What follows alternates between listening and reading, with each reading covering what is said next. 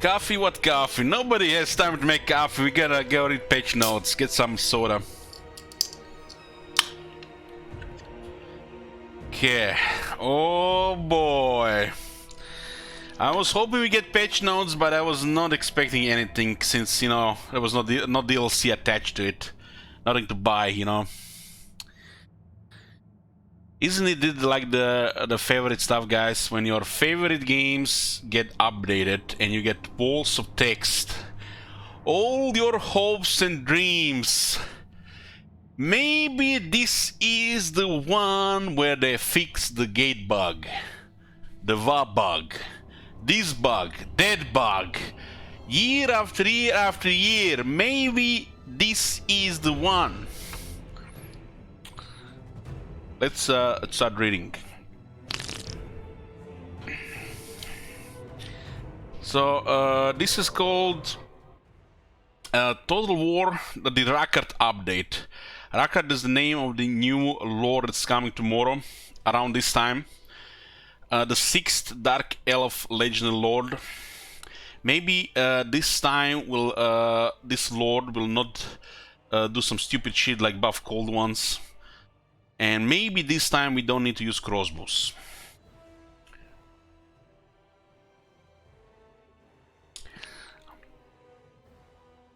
This automatic update arrives on the 18th of March at 4 PM alongside the Rakarth Free C and brings a host of new content revisions, improvements, and balance changes to existing factions, cards, and units.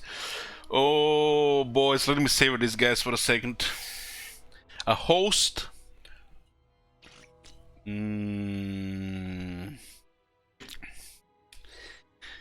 Tomorrow we're getting an update for Warhammer 2 and a Snyder Cut of Justice League.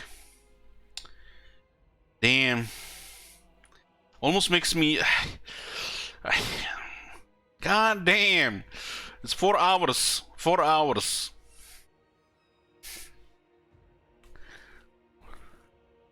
So, there's a Wood Elves update, 4th of date 2.0. This update sees a revamped version of the Sisters of Twilight Forge update, whose a lot of people have been not pleased with. Instead of being driven by dilemmas, the system will now have a bespoke panel that offers greatly improved visibility and choice regarding which items you'll be able to get. This is another one of those things, guys, where you know, devs are pushing something bare bones, and you know, we the people complain and bitch and say, "What the fuck, devs?" And the devs actually, you know, put a little bit more effort and actually put a proper mechanic instead of, you know, selling us another Azak.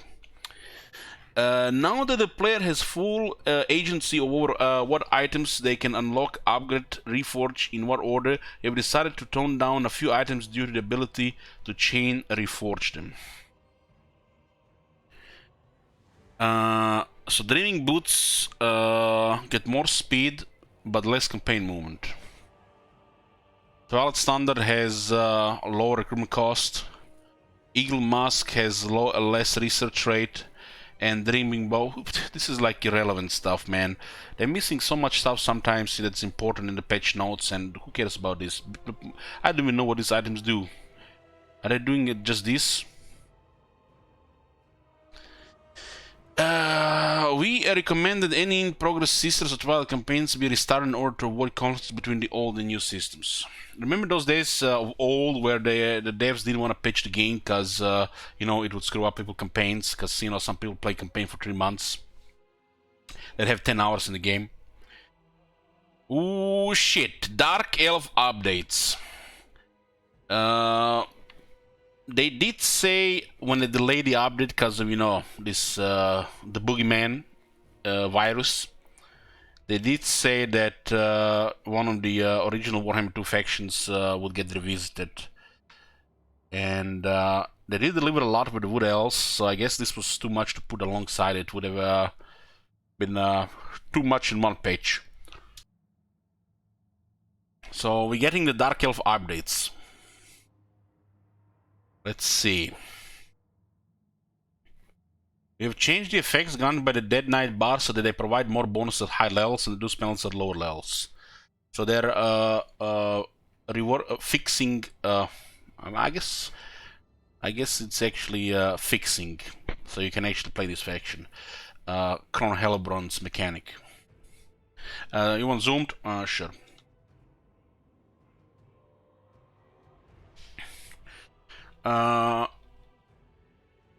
We also altered the way the Blood Voyages work. It is not possible to sustain and replenish them by performing successive Dead Knights. However, if a Dead Knight bar drops too low, the Blood Voyage will begin to disband.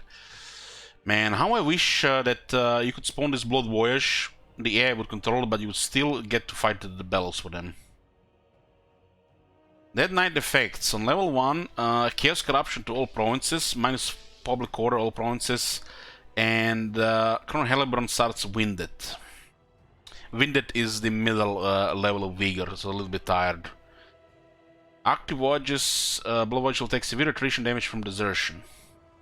On level 2, it's only minus 2 Public Order now, and active Blood Voyages will take moderate attrition damage from desertion. Well, I find the Blood Voyages being unbreakable and being able to be auto-resolved, you know, makes them kind of pointless, because AI versus AI, they just don't do anything. While against the player, they're a pain in the ass, because you have to kill every single one of the fighters on the field. Because the unbreakable is not put into account of balance of power and auto-resolve. On level 3, more physical resistance for the Kron, Witch, Elsil, Slaughter, Dead Hag, Skinned Assassin, Hardened Executioners.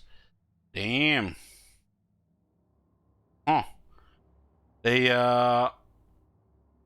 lose Vigor slower as well, 25% slower.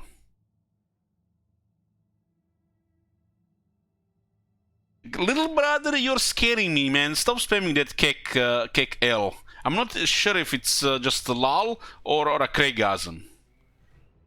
You know, take it under control, man. Guys, stop it.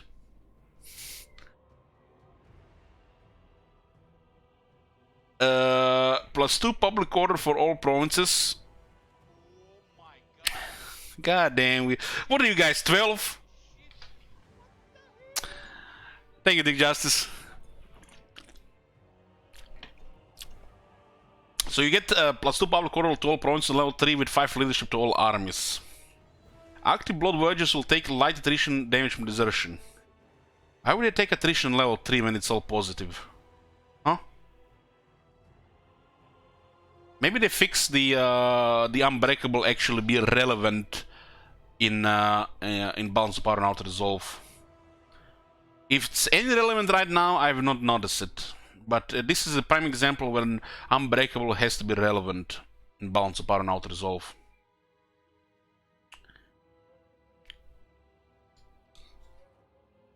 Is it said that I don't even know who Kron Hellebrand is? Marconos, that's the second name of Tretch Craventail.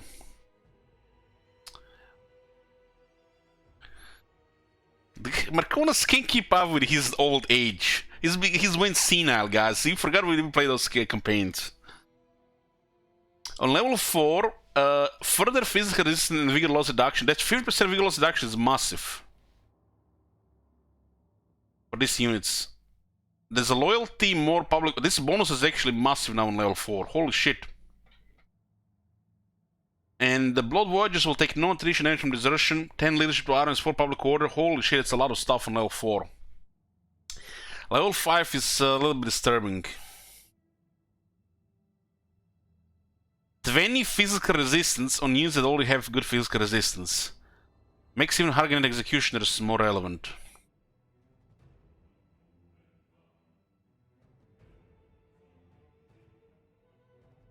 Perfect vigor for these units. God damn! Perfect vigor for melee units makes the melee units relevant.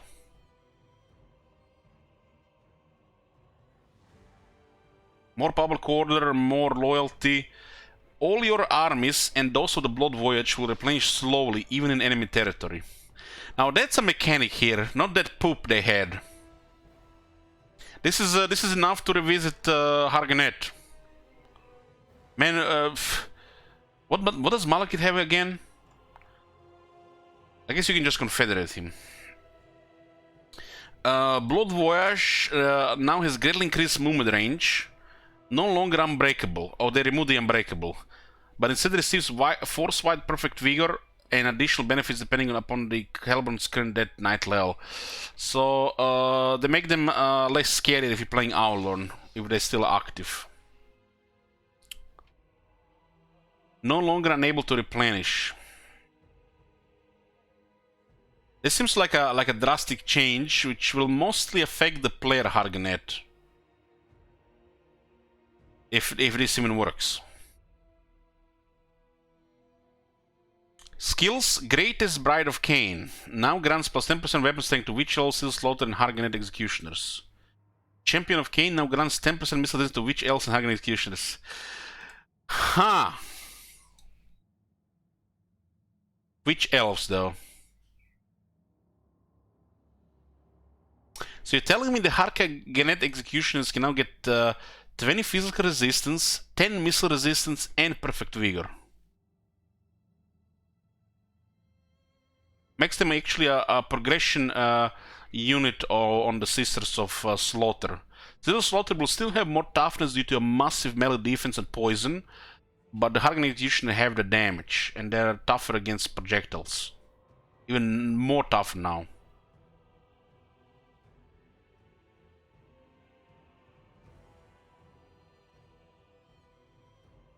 The Hargonet Executioner battle skills are good. The base one is shared with the Blackguard of Nagorond, and the Sister Slaughter grants them 8 defense and 8 attack. This is the good stuff. Ooh, shit. Okay, let's get to the good part. Lokir Failhard. This is that guy that starts in Lastria. New unique agent, the Blessed Red. Lokir starting Black Arc is now bespoke special agent type. Has the following special benefits. Huh? So, the Lokir gets a unique agent that's actually an arc. Oh, I'm excited. It has the following special benefits. Unique innate trait for its Admiral, Kraken Claw, which provides increased base Black Arc growth. So higher growth of the arcs. The arcs are the most powerful thing about the Dark Elves, because they make everything else the Dark Elves have even better. Unique 2-level landmark building. Tower of the Blessed Dread, which grants the Blessed Dread increased movement and additional bonuses to nearby armies. Get the fuck out of here. The variant model previously applied to all Black Arcs and Locust faction will now just be applied to this one as before. The Arc's appearance will change as its main base building tree is upgraded. Damn, I already forgot about who we talking about before this. So you get overpowered the Black Arcs with the Dark Elves, and the Lokir gets even more overpowered Black Arcs, which is the best thing about Dark Elves. He already has some of the best slavery you can have with Dark Elves as well. It's not as powerful as Marathi or Malekith, but he is in a unique position at the bottom of the map. And if they ever fix the Lastria, shape of the continent, it will be even better.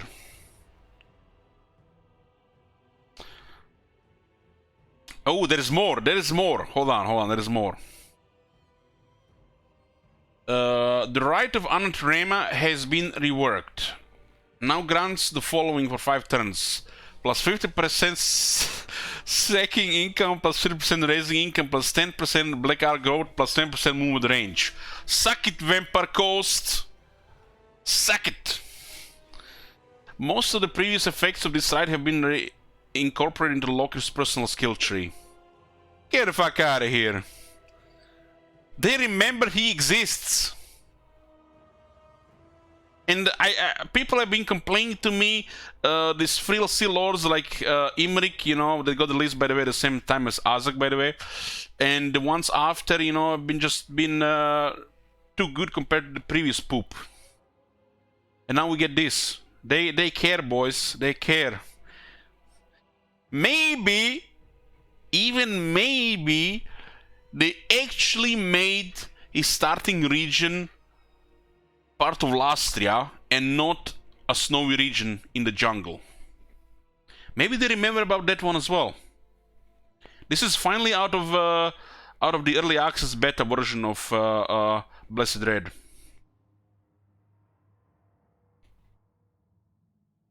So looks like a lot of changes to the Dark Elves. Skills, Kraken Lord, his innate trait. New effect, causes fear for Corsairs units Lord's army. New effect, immunity to deep sea, Storm Reef Attrition Lord's army. This put tears in my eyes. Immunity to deep sea, Storm Reef Attrition. How long has this guy been out? 3 years? 2.5 years?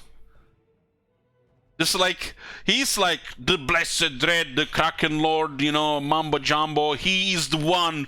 And then you sail across the sea, he's taking attrition from deep sea. He's taking attrition from storms and reefs.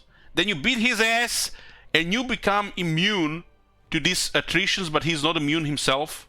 How does that work? Finally, he's immune. Oh boy. At least they accepted they half-assed the first time. At least they accepted, you know. I respect that. I respect that. His Bound by Blood skill. New effect +5 public order. New effect +5 to favorite corruption, local province. Effect removed +1 Lord Recruit rank all province. So instead of having +1 to Lord Recruit rank, he just gives 5 public order and 5 favorite corruption local province, which makes it easier to deal with the rats early on. So you lose less growth.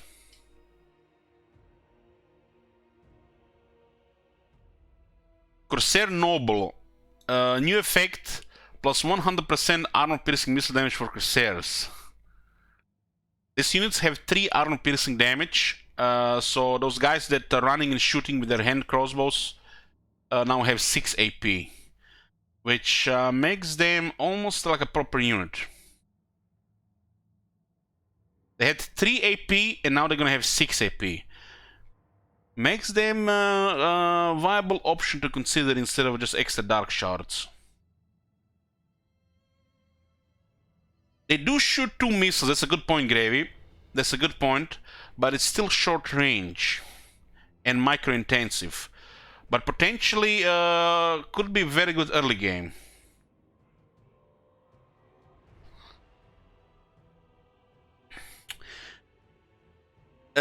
King Roman says, be right back, gonna try this new Lord Elge is talking about, Lokir Felhard. Well, make sure to give your lunch money to Gorok though. Don't forget about that. Ahead of the Tide. New effect, Wang deploying for the Corsairs Lord's army. New effect, stock for Corsairs. Ooh, now that they actually have stock with this, that actually makes them way better then. If they can have both stock and double AP, this is a unit to consider in early game. Because just putting them ahead will not work. If they're stocking at the same time,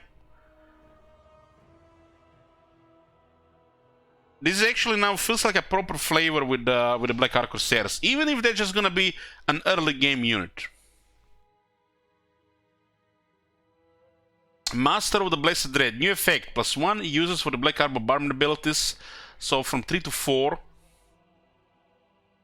And his final skill that has been poopy, you know, kind of good effect, but not good enough for the final skill, just a Lord Recruit rank was 3, and local public order which got moved to the Bound by Blood. I think it was the first one, 1, 2, 3, 4. This is his first skill, second, third, fourth, fifth. New effect, -75% right cost for sacrifice on Trem and sacrifice to Matlon. Thank you, little boy. The right cost for Dark Elves is amount of slaves. It's not gold.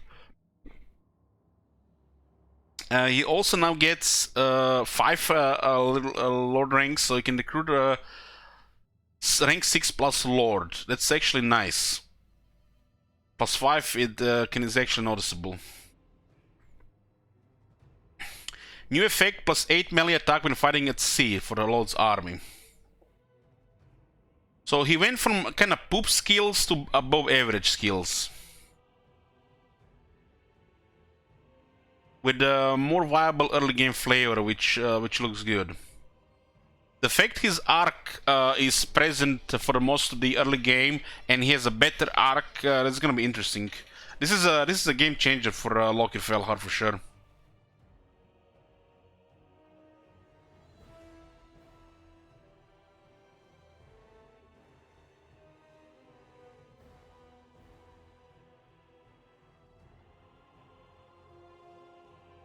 Yeah, you're right. That's a good point. The Loker doesn't have Sacrifice to Matlan because he unlocks Black Arcs via major coastal cities. So he has a way to unlock arcs either faster or slower because it's not right. So I think they're talking about Anatrema here. Or they added... it's hard to say what I mean here. This could be they got confused. I guess if you confederate, it makes sense. If you confederate him, yeah. If you confederate, yeah. Okay, let's go to Murati. Hands up! Dark Manipulator. They removed that shit trait. Thank fucking god. Local region chance to get loyalty when you're next to Murati. That's gotta be one of the worst traits in the game. Dark Manipulator now says 50% cost reduction and 5 turn cooldown reduction to sacrifice to Hekarti. Is the Hekarti one for public order or is that the Etarti? I confused the H and A1. Is the mage one? Holy shit! She can power level sorceresses.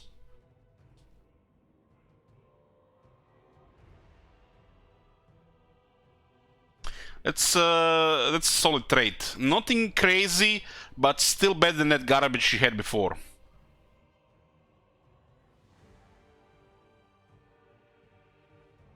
The trait before King Roman was loyalty for lords in the region where Murati was, which was weak. Because if loyalty is easy to manage, if loyalty was harder to manage, it would have been a good trait.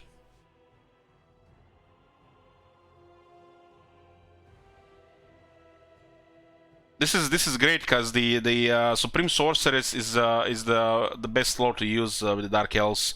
If they level up faster, they get all the skills faster because that's a lord type that needs a lot of skills to be strong. It's 2 lines is just not enough. Needs experience faster, so makes Murati better. So Supreme Sorceress got changed. New skill available at level 10, Student of the Dark Tower. She has more vigor, less cooldown on spells, and she gets a smoke monster. Supreme Sorceress is now benefiting from any recruit rank or experience bonuses granted to regular sorcerers, including those from the sacrifice to Hekarti. That's a game changer, man. You guys notice how we have snowballed out of control in that Murati campaign. We reached critical mass by turn 60. We have pretty much wiped out the High Elves, controlled 2 fucking continents, and we barely finished campaign skills and got a Black Dragon unlocked on the Supreme Sorceresses. And this is a game changer. Having multiple lords is common with the Dark Elves, since they have powerful economy, but leveling all those lords is hard unless you're abusing something, you know, in a really bad way, aka cheesing. So this is a game changer. It makes more lords stronger faster, which makes their lords also more formidable for the player. For the AI, this doesn't matter at all. Having the smoke monster randomly killing half your infantry, you know, this will be RNG, right?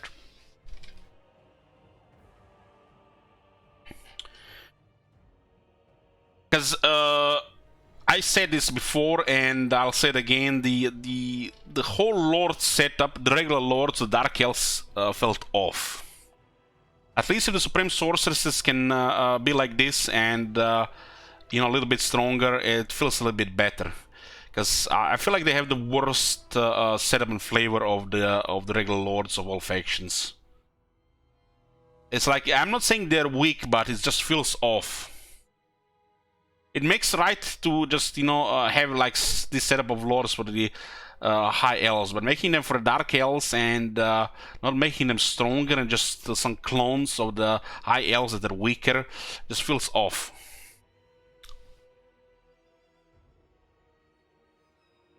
Speaking of lords that feel off, High Beastmasters. Whiplash's ability now available without skill point investment in campaign. Old Whiplash ability replaced with Kindle the Fury. Okay. Order. Corsair and Charybdis units now have innate immunity to deep sea and reef attrition. This is the resilience on the unit regarding campaign stuff. All buildings in the Cult of Cain and Hard Killer's Chains have had their main settlement level requirement reduced by 1 level. Their costs and effects have been adjusted accordingly.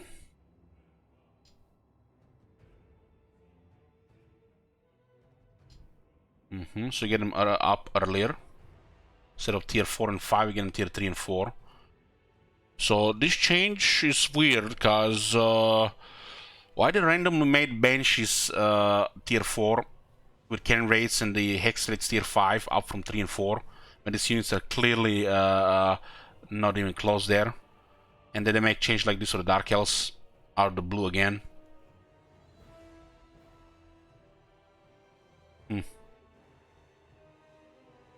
Definitely makes sense here. But feels like a bit random, you know, makes you wonder what their thinking is here.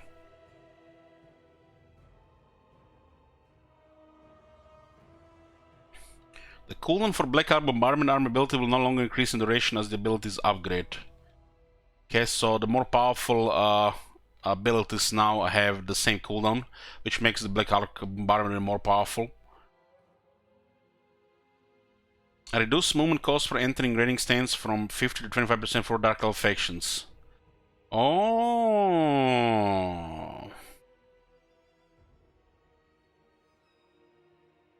Now we can actually consider raiding more often.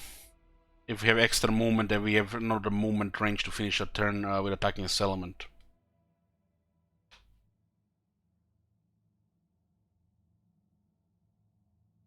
Tweak the Black Ark map to improve line of sight and pen finding. Okay. Technology changes. Driven by Vengeance, technology now grants +4 melee attack to Bleak Swords, Dread Spears, and Black Ark Corsairs. Guys, I feel like that's one is targeted at me. How many times have I pooped over these units having not a proper attack value or even comparable to the State Troopers of the Empire?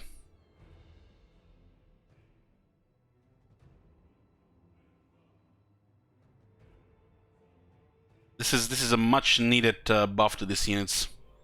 The Bleak Swords are even better than before. This is the second buff now to Bleak Swords. The Bleak Swords might actually be a viable option now over Dread Spears. So you don't just go Dread Spears. Driven by Vengeance, if I'm not mistaken, that's an early technology. Hold on, guys. Let's check it out.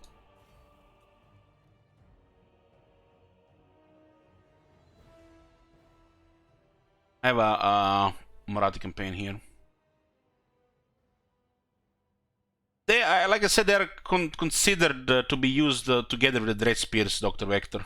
So instead of getting like 6, 7, 8 Dread Spears, you get a mix of both.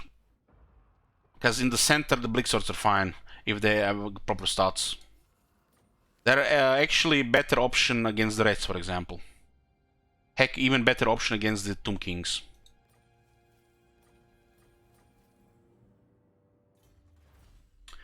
Driven by Vengeance, so this is early technology here. So this technology just got buffed.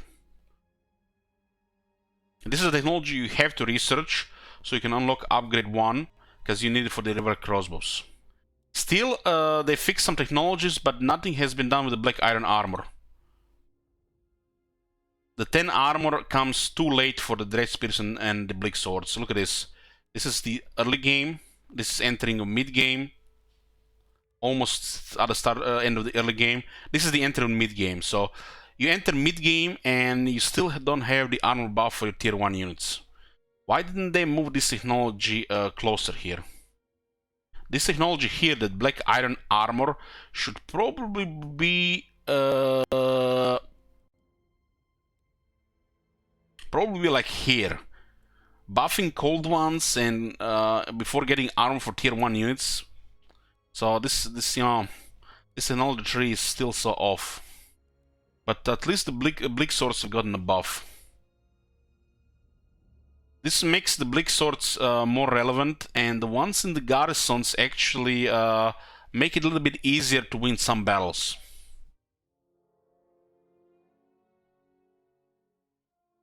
The Bleak Swords have already received a buff over the Dread Spears in the last big update.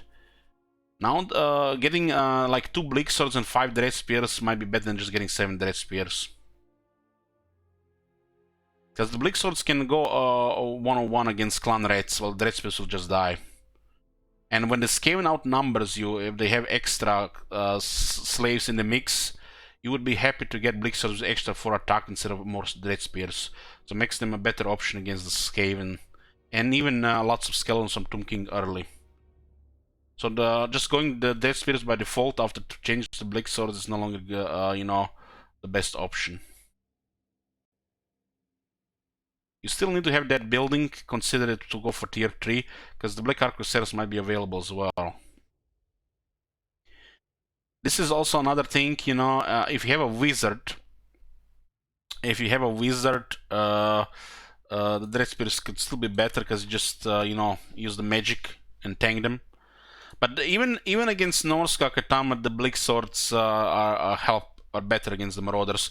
The Dread Spears will just die, while the Bleak Swords can actually do some damage.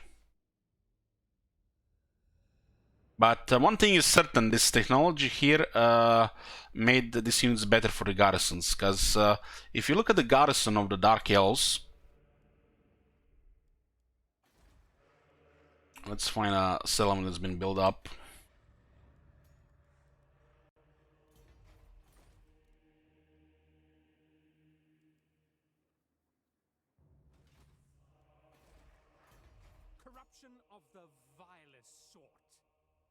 So on tier 1 you get upgrades on these units.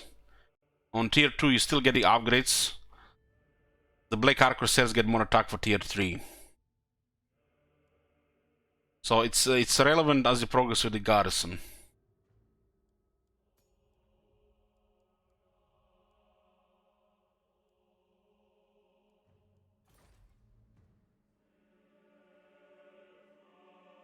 This is also for Black Ark Crusaders, which are present in the garrisons. Now training technology now grants +4 melee attack to all forces when fighting at sea. So the Black Arks get even better. This is the novel training. This is a technology which you can ignore though. This is not a good technology. You have to get this technology, but you can ignore this technology. You don't want this technology. But if you get it, the Black Arks get even better. Because unless they fix the bug with the Black Arks regarding recruitment, where this one is doubled, that experience is pointless. Because you can look, you see this. Shades rank 9. So why would you waste research time on this? There is way stronger technologies, right? So bug fixes. Let's see what it says here. Sacrifice to Rakarth now affects sources of all lores.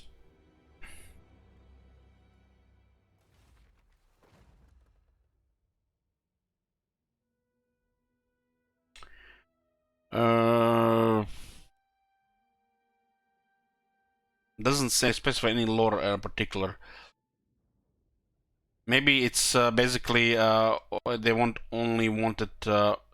Maybe it was bugged. We didn't even know about it. It was bugged, huh? So it worked in our head. It worked in our head, boys. like a lot of things this game.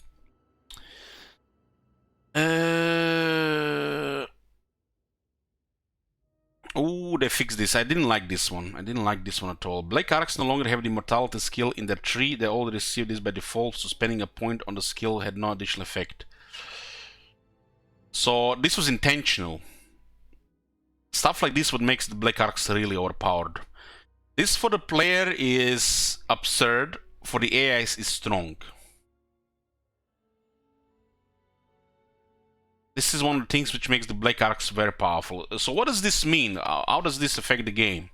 So let's say you have an early Black Arc. Let's say one of your Black Arcs, you decided not to skip. You decided not to skip the Black Arc recruitment building, go straight for the Dreadmans and the Shades. You basically put the arcs in harm's way and just do more, because you don't have to play safe. The only really thing that you lose is the growth, because the Black Arc will not be present 5 turns. So you don't lose all the buildings, and you don't lose a skilled Admiral, because the buildings of the Black Arcs are attached to the Admiral. They don't even get damaged. Horde, if it loses a battle, it gets damaged. If it gets destroyed, it gets deleted from the game. The Black Arcs are fucking overpowered because of this. In the hands of the player, this is absurd. In the hands of the AI, if the AI actually use the arcs to target the coast, it will be fucking terrifying. Because they just can throw them on the bus all the time.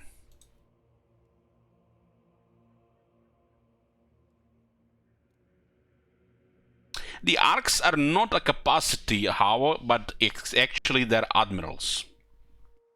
What does this mean? You don't unlock a capacity for an arc. You unlock the admiral.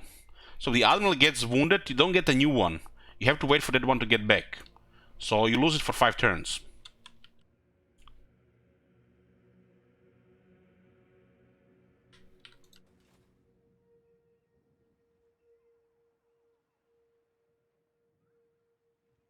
So you unlock an admiral, and this admiral will be here.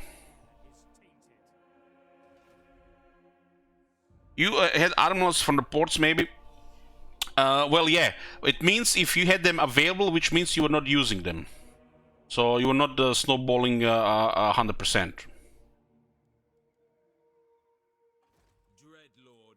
The Black Arcs are just really, really powerful. It's like the best thing about the Dark Elves. All your military recruitment is here. They're on fucking steroids. They're dirt cheap. Can't even have the power. Immortal with additional buffs. They provide bombardment and recruitment and sheer military might that's barely matched by other factions in the game to the rest of your armies. So this is why the Black Arcs are so strong. They do not affect the supply lines, that is correct, but the units in the Black Arc are affected by the supply lines, so which makes additional land armies very, very expensive if you have 5+ Black Arcs.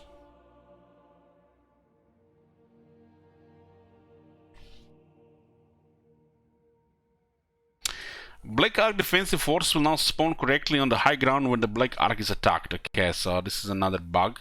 We'll see if this actually be correctly, because, you know, game notes, if I see them on the wrong side again, who patched this shit?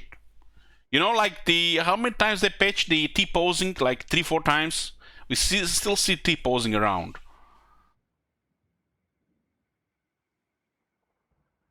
There may be some edge cases where attacking a non-Black Arc force with a Black Arc will result in correct spawn positions. We will continue to investigate this issue further. Okay. We will not hold it for them, guys. This is just not fixed at all. So, you know, it's like 50-50. Okay, let's see. What do we have here? This is important stuff. Skaven updates campaign balance stances. We have added additional effects to various stances in order to allow for more varied counterplay against the stock stance. Stock stance now reduces ambush success chance by 15%. This does not affect the beastman equivalent. Okay, this is good. Because the ambush chance additions for the Skaven are overpowered. They need to definitely lower the ambush chance. This, although nerfs the AI, more nerfs the player. So this game might be more balanced with snowballing in the campaign map. So this might be very noticeable on this Skaven snowballing for the AI. Various stance will now affect ambush defense chance. Force march minus 25%, besieging plus 100%, under revolvers base plus 25% against stance plus 75%. Ambush defense chance. Does this mean for all the factions in the game or just Skaven?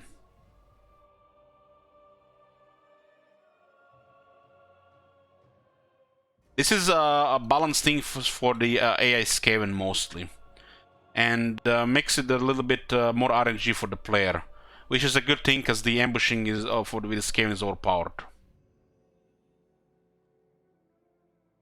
Okay, this is I think this is a great change. It looks good here, but we of course have to see how it's going to be in the game. Skaven corruption. Skaven factions were generally able to passively produce large quantities of Skaven corruption. Not only did this allow them to overwhelm the untainted produced by other factions, it also meant that there were very little point for Skaven players to attempt to control Skaven corruption. True, that is true.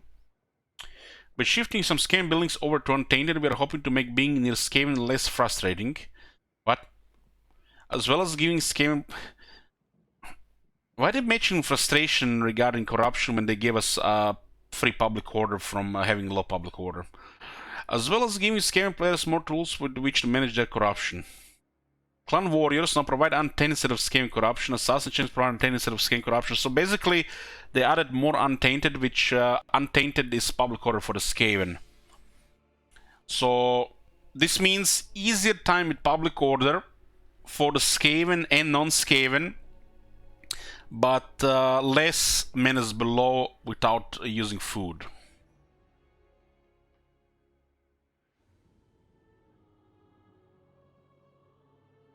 This change will affect the AI more than the player, really.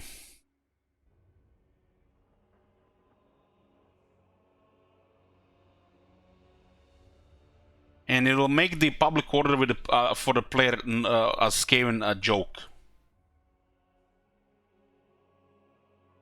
This makes the Skaven even easier to manage for the player now.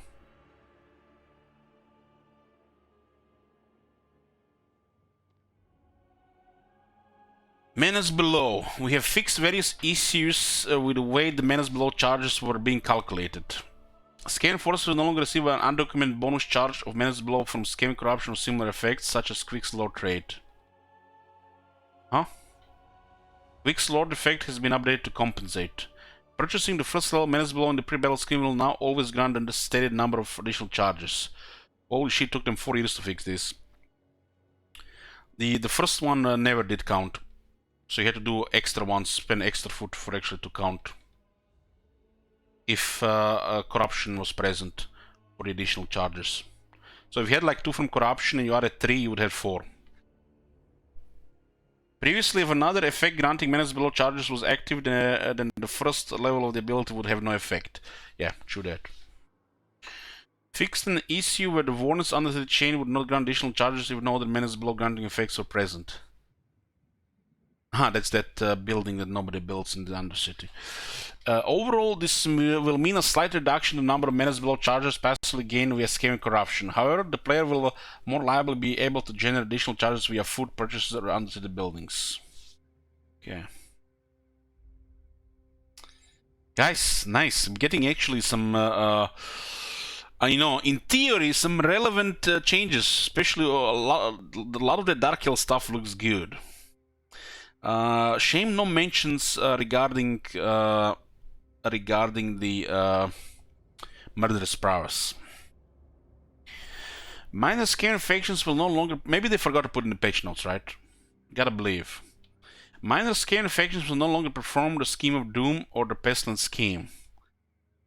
Ooh, that's actually big. That's actually big.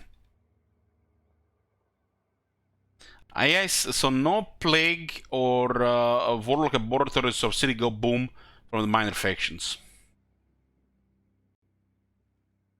So it looks like the Skavens are getting a little bit balanced on the map, so they are not snowballing out of control. Shivis, if you're here, This is what you wanted, right? AI Skaven factions are less likely to take skills that boost ambush success chance. Yeah, they're actually trying to stop the AI Skaven snowballing. Removed hidden modifiers to plague duration and ineffectivity that only existed when playing on hard difficulty. Huh? I guess you just play on legendary, so we don't know what this is.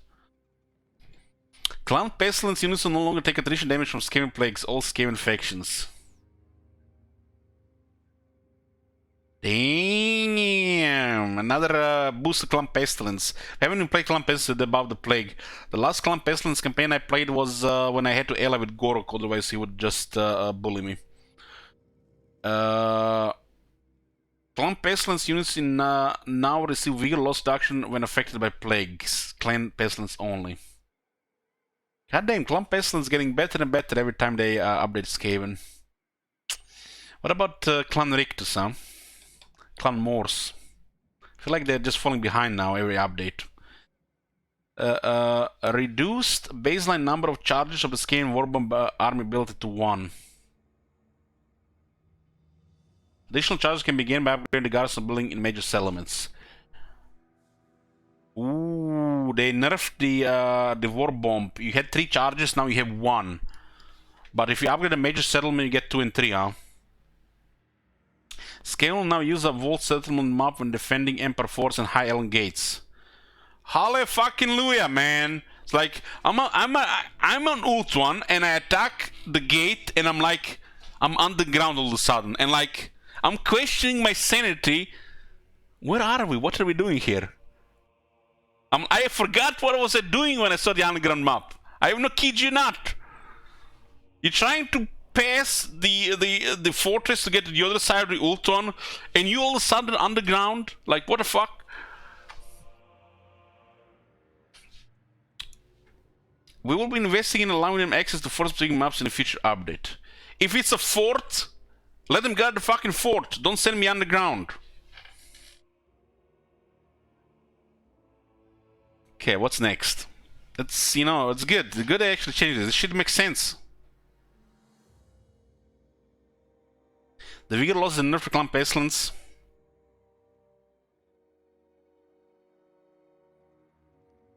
Well, I have not seen the actual thing they get when they play, because I have not played them with the plague changes. But this sounds like a buff to me, without knowing what they had before. But this is Vigor loss reduction. The way it's worded, it sounds like a bad thing, but it's a good thing. It's how you know how they say about it.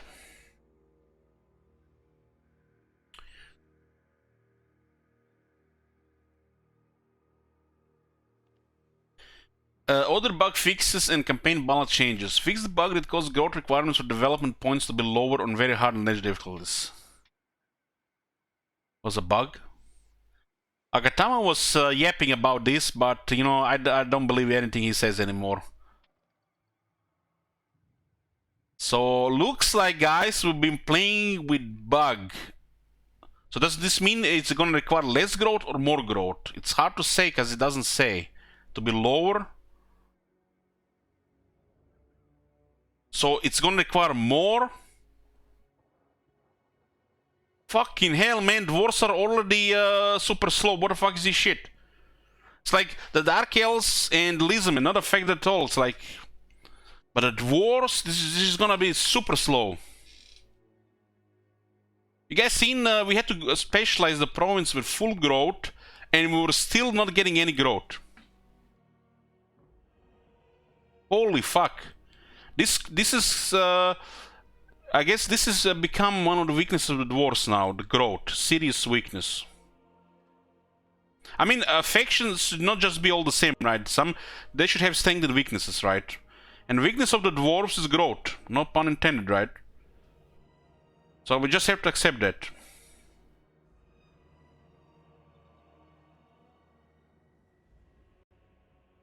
So how does it make sense that a positive grudge meter adds +1 growth if this shit will gonna require 2,000 or 3,000 growth when you get +1 bonus?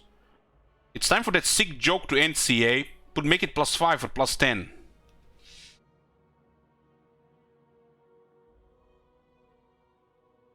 This is stupid now, cause on higher difficulty, you know, it's gonna make turtling even more common. Why? Cause you know, you're gonna let the AI just grow the city to tier 5 or tier 4, turn 40 or 50ish, and then you take the city on that tier. Tier 5 city will be tier 4 for the dwarves, tier 4 will be tier 3. So you're gonna have to even wait longer for this AI to develop cities before the dwarves will capture it, because dwarves are apparently poor at the growing cities. The AI does it better because of the bonuses. It just looks silly. So you let the AI build it and then you take it. So where is the, you know, that charm or that, you know, immersion when you're actually building city from the ground up? You know, I feel like the dwarves should excel at that. But since because of the bad growth, the dwarves are the worst. So you wait for the AI to build cities and hope they don't kill you in the process and you take a big city. The 2 region cities are gonna be unbearable. Unbearable. So they can't put a blanket change over the growth. Most factions don't gonna feel it. Well, the dwarves is gonna get crippled without adding, you know, some boost to growth on the grudge meter, maybe technology, or maybe even a new follower trait or passive hero action. So if they put like a drastic change, just blanket change, they have to add you a tool to combat this, like, you know, they did with the you know, line of sight. I think the line of sight was good, added more difficulty to the game. It doesn't make no sense. They don't see them there in front of you, but you know, they added the small changes, you know, with region control, with change of task master, you get a little bit more line of sight, but dwarves don't get any more growth. They already they gain. They've been targeted, guys, because they're small.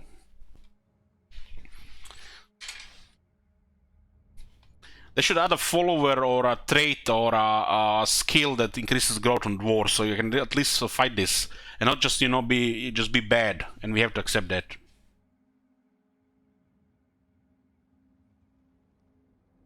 Because we played the Dark Elves and we played Lizard, and we absolutely not noticed the lack of growth at all. Which means what the fuck is the point of doing public order in the first place?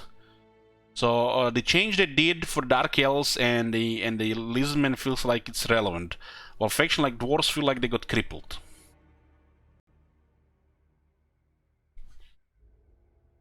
And this is the big problem in a province that has 2 or 3 regions, especially 2 regions. It's not going to be a problem in a big province with 4 regions. Those provinces with 2 regions have become problematic because this is, I feel like, just poorly balanced.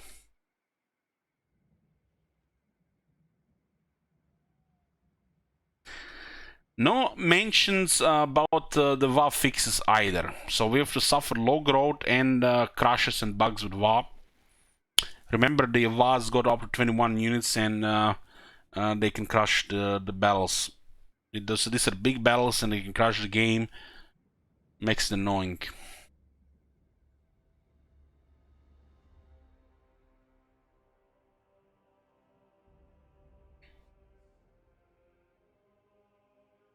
Increase the base growth on most Tomb King's buildings by around 20%. Man, I was hoping you would say dwarves here. Fix script error caused when reaching 100 favor with the crow as Norska. As part of this, adapted the Plague of the Crow implementation to make it consistent with Skaven plagues. I'm not even sure what this means. Somebody mentioned that broke in the campaign when they did that. The dwarves need more ways to get growth. Events would make sense too.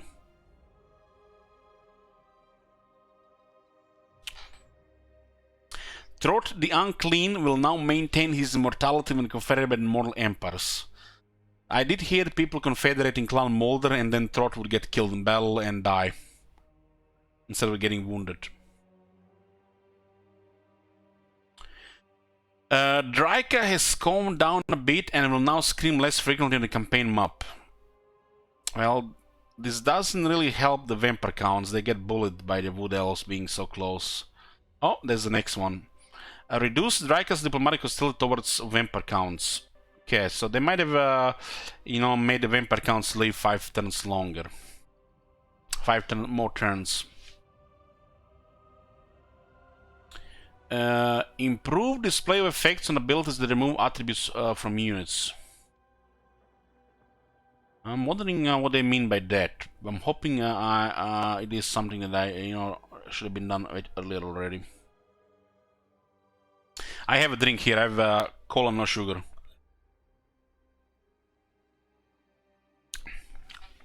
I've been drinking canned Coke with no sugar instead of energy drinks or beer lately.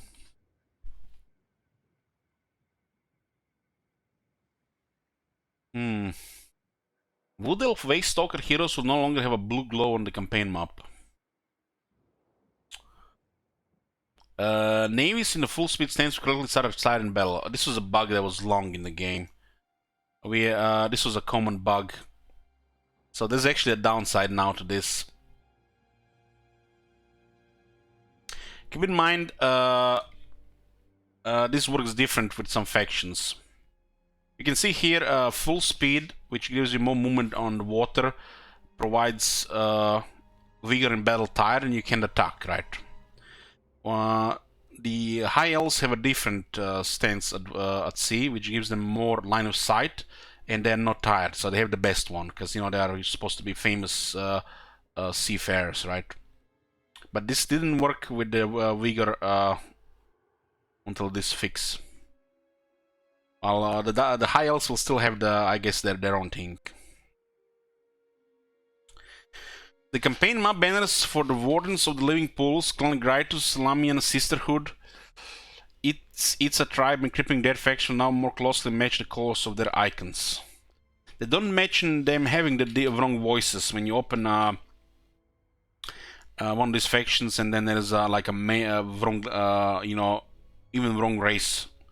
It's like you're supposed to be talking to Mini Pepe and you're talking to a Saurus, or you're supposed to be talking to a female and it has a male voice.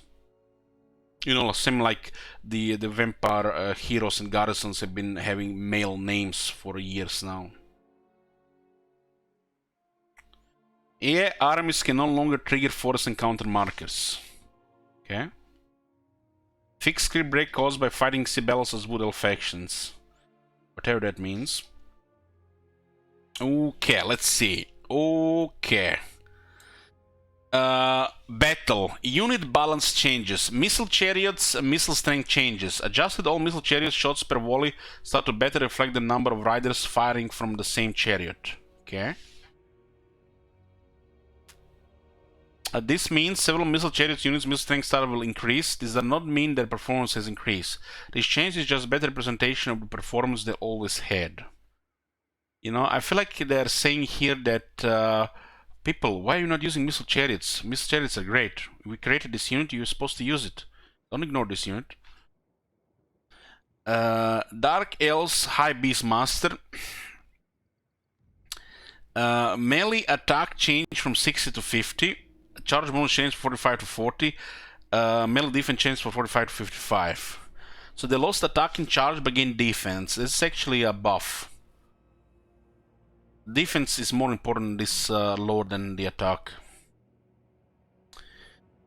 If you ever, you know, by mistake recruit this guy, or, you know, this change has been made for a certain streamer with a Russian accent that likes to troll chat by recruiting something, you know, that chat is like, why is he using this? Did they patch this? You know, sometimes, you know, he likes to make the chat think that, you know, that there's something got changed with this instead of, you know, being the same poop. So, you know, trolling chat buff. High Beastmaster. Well, this is the High Beastmaster.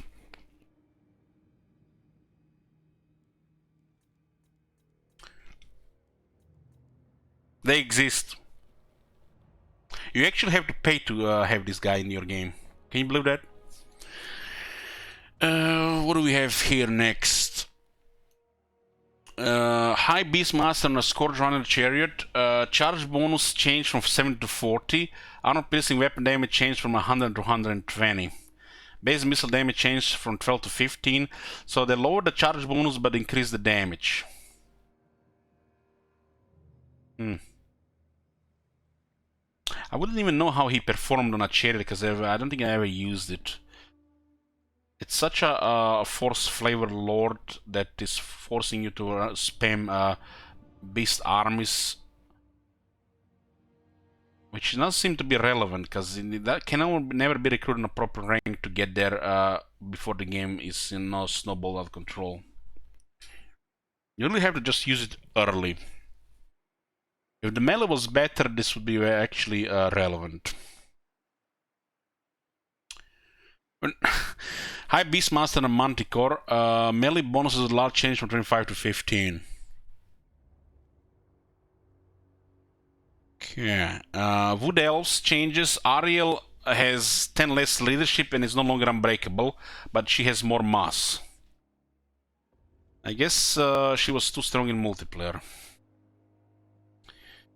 Glade Lord, Great Stag.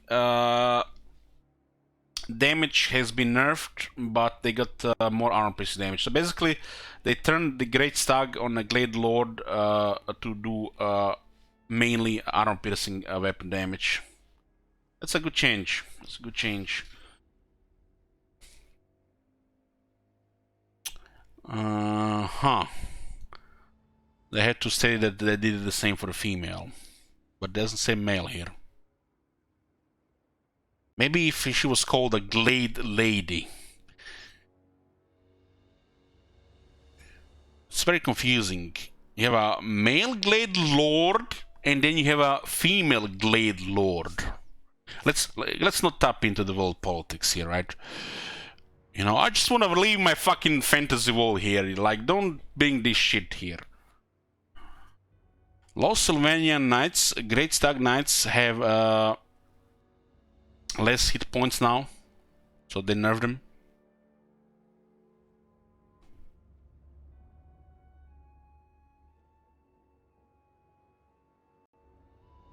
Okay, this is an interesting one, guys. Giant Wolves, melee building damage changed from 40 to 15. Huh?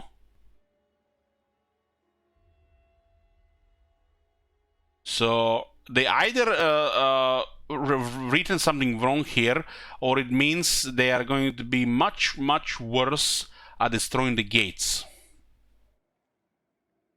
Because this is a fast unit, just like zoom, destroy the gate, and you know, like, use the fucking RAM game. I mean, player. So they have lowered the damage, how much they do to the gate, unless there's something different here. They did the same for the Norscan Ice Wolves. The Super Squig additional hit points changed, so they have 6 times more health. So it's not very low, just low now.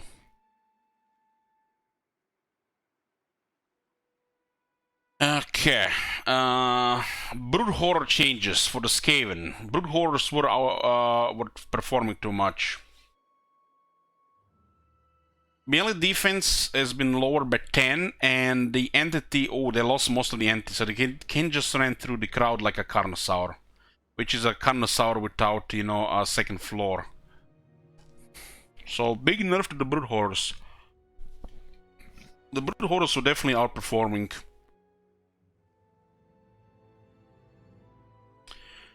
Same for the Packmaster, same for the Warlord, and the regular Brood Horror lost missile resistance, most of its mass, and some of the melee defense. Yeah, the Brood Horrors are definitely performing too good. They felt like a Carnosaur that didn't look like a Carnosaur, if you know what I mean.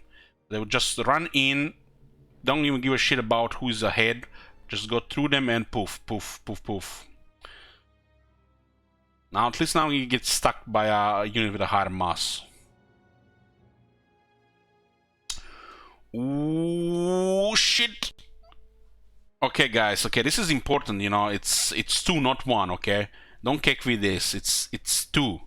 Metal defense changed from 21 to 19, so they got nerfed to have less defense because they had already a lot of defense. 21 is a lot. It's a chaser unit that's supposed to, you know, charge. It's 2, not 1. Okay, they did it by 2, not 1. No KQ. I'm not giving you a KQ. Reject. Shh. Go away, Nuren. No KQ here. It's a relevant change.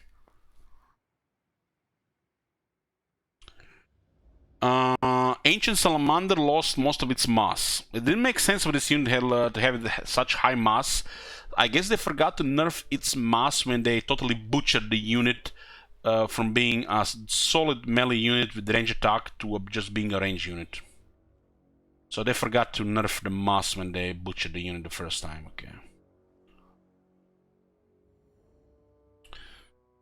Dark Elves, Whiplash. Ability can now only target large entities, but it's no longer prevented from targeting lords and heroes. Seraphon quails in fear. So, I guess you can again remove fear and terror from Cetra, and then terrify Cetra. Can you guys imagine you go into a battle and Cetra is fleeing in terror? This would be like 10 KQ skewed instantly. All Black Arc abilities. All Black Arc abilities have 60-second cooldown. No mentioning if they can be spammed as the first one. You can click. Instead, you know, you have to upgrade once. You have to click, wait for it to finish casting, and then click the second one and the third one. Delay between them. No spam. Greenskins, quick go boom, damage to self from 60 to 1000. This is to count increased super skill HP.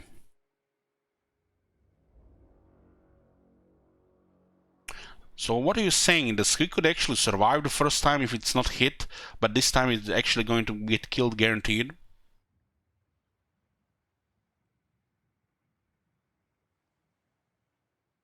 Okay, they actually balanced the cellular instability, which was the most busted thing about the Clan Molder, which would have made the cellular instability just put on every unit, large unit.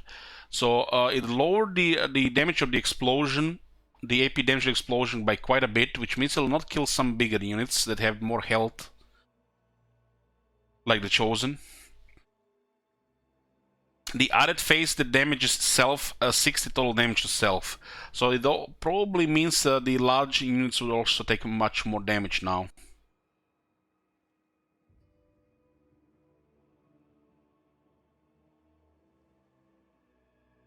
They nerfed the explosions in general.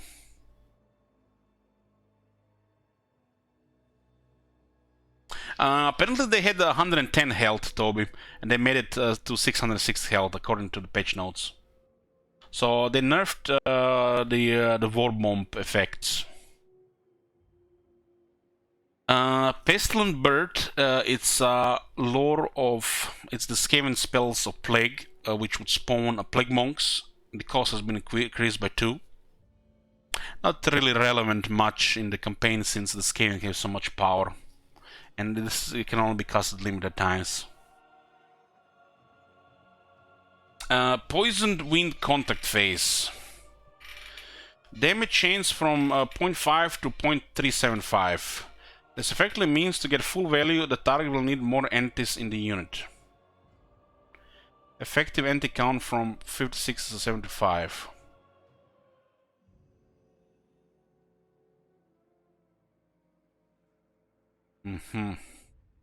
So some bigger units will be harder to damage with it.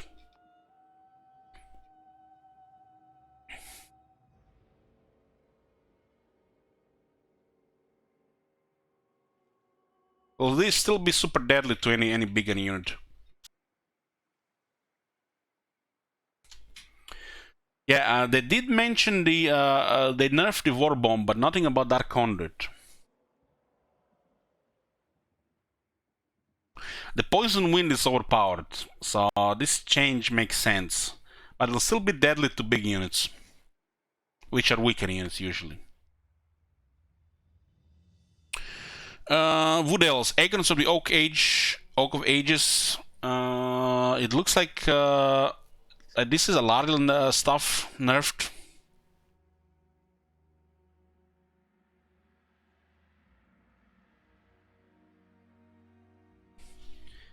I think these are Lariel abilities. Ariel abilities.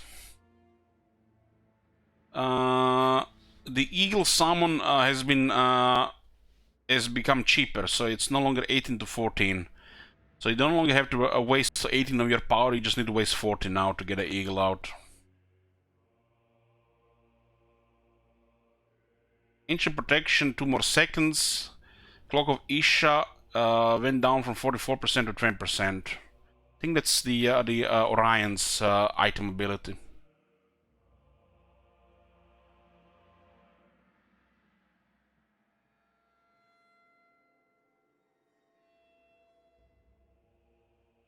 I think the first one is Ariel, the second and third are Heralds of Ariel.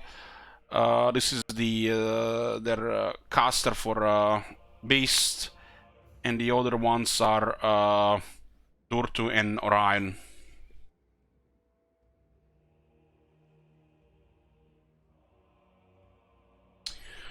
And Moon Language after this. Well, the Dark Elf changes are pretty big. Pretty big, especially Locker. And we might see in this patch less Skaven Snowballing. So the AI Skaven Snowballing might not just win most of the time anymore, but they're still gonna be winning a lot. So this patch basically brought mostly changes to the Dark Elves, and looks like the Skaven AI will be less likely to get out of control now. Shidwizard asks, what about Vampire changes? They haven't mentioned anything about the new State of Dark Pact, so it's safe for now, but there've probably been talks from putting the Dark Pact from +5 to +3. We don't want the Vampire counts to get out of control, especially now that they lowered the hostilities from Draika in diplomacy to the Vampire counts. But there's no guarantee the Dark Pact will not be put to +3.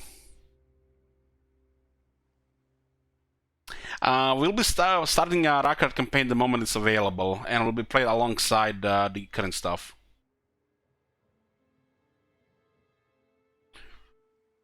Okay, these are the patch notes, boys. So mainly Dark Elf stuff and potential big changes to the Skaven AI Snowball. In theory, it looks like that the Skaven will be weaker now as the AI, but they are overpowered as the AI compared to some other stuff. This might keep them under control, so they don't just win by default when they are attacking. Now it's an RNG, more of an RNG thing, which still gives them tremendous advantage as the attackers, because they're early in the turns against most of the factions around the map, except the High Elves and the Lizardmen. Against the High Elves it's relevant, against the Lizardmen not really, because they don't have much range in the first place. I'm gonna go eat lunch, and I'll be back with a few more hours of the Last Defenders. So I'll see you guys in about 45 to 60 minutes. We'll be back with Krogar.